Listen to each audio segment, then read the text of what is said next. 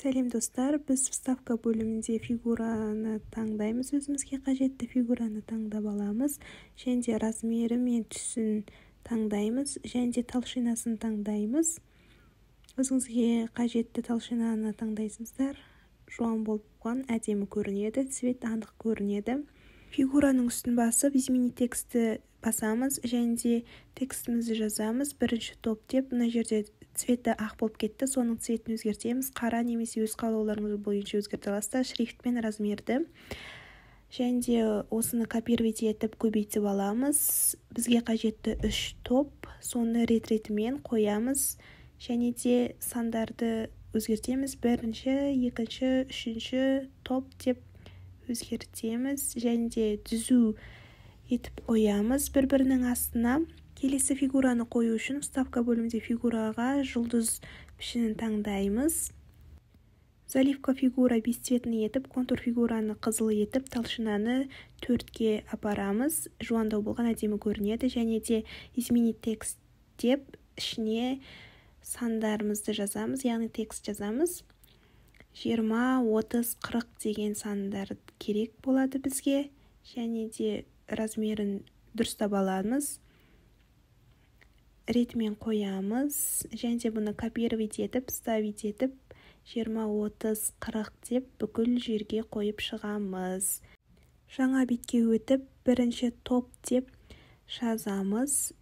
Яғни бірінші топты мен қызыл түске бояймын. Бірінші топ 20 балдың сұрағын жазатын боламыз. Шрифт Times New Roman размерін 80 етіп жирный қылдырдым. Және де сұрақты жазу үшін вставка бөліміндегі надписті жазамыз. Яғни надпис дегенді қоямыз. Соған текст жазылатын болады. Біз алдын ала сұрақ дайындап алған болатынбыз Word-қа, соны копировать етіп, PowerPoint-қа келіп ставить етеміз. Және де размерін, шрифтін дұрыстаңыздар, әдемі етіп. Дұрыстап, яғни центрге қойып, солайынан реттейсіздер. Мен бұл текстің размерін 48 деп алдым, және де шрифт ол стандартты Times New Roman деп алдым. Себебі кейбір компьютерлер басқа шрифттерді дұрыс көрсетпей қалады. Және де бір сөзін қалып кетіпті, соны дұрыстаймыз. Дәл осылай бірінші топ, екінші топ, үшінші топтың 20, 30, 40 балдық сұрақтарын қойып шығамыз. Мына жерде мен үшінші топтың 20 балдық сұрағын қойып жатырмын. Яғни 30 балдық сұрақ, 40 балдық сұрақтарды осылайынан дайындап алып, Word-тан копировать етіп, ставить етсеңіздер, өздеріңізге оңай болады.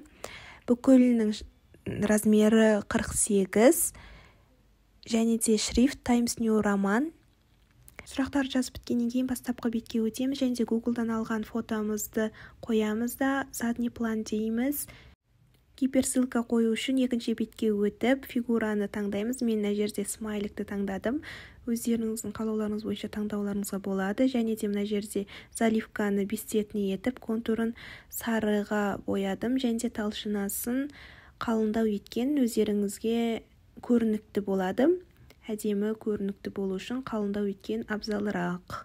Менің таңдауым алдыға түсті, және де жуан болған әдемі көрінеді. Фигурамызға үстінен басып, гиперссылканы басамыз, және де место в документы дегенді басып, бірінші слайд деп басып, окей батырмасын басамыз.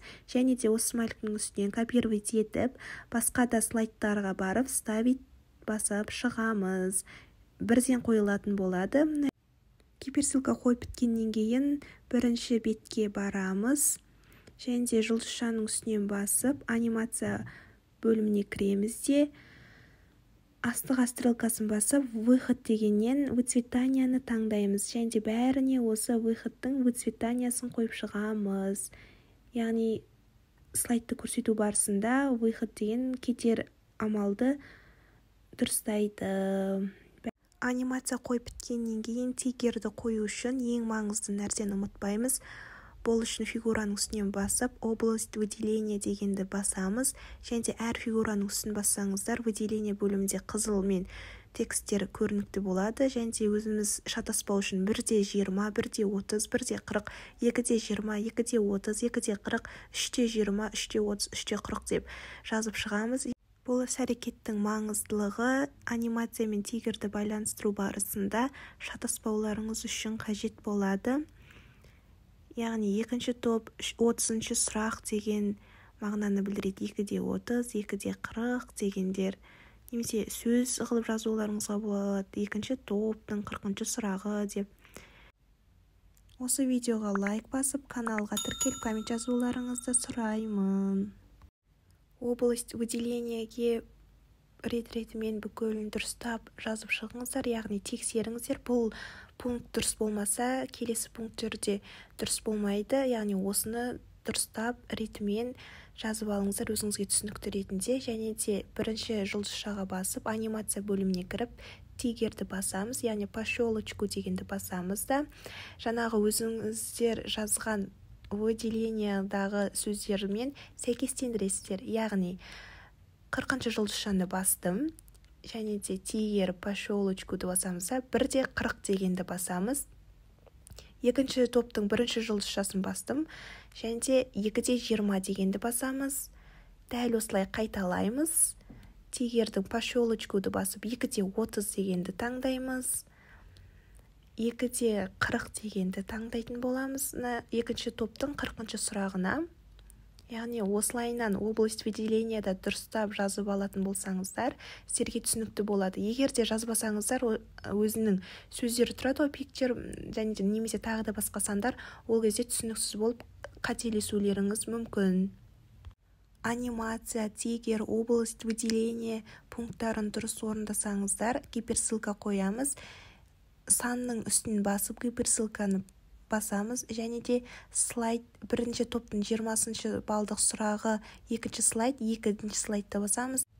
30 балдық сұрақтың үстін басып, гиперссылканы қою үшін үшінші слайдты басып, окей батырмасын басамыз. Дәл осылайынан барлығына қайталап шығамыз.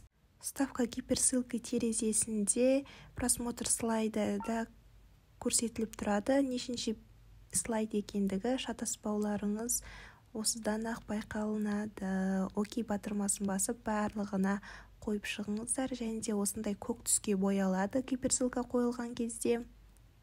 Енді жоғарыдағы пока слайдқа басып, сначала батырмасын басамыз. Көреміз жұмысымызды. Бұл слайдта анимациялар дұрыс жұмыс жасап тұр.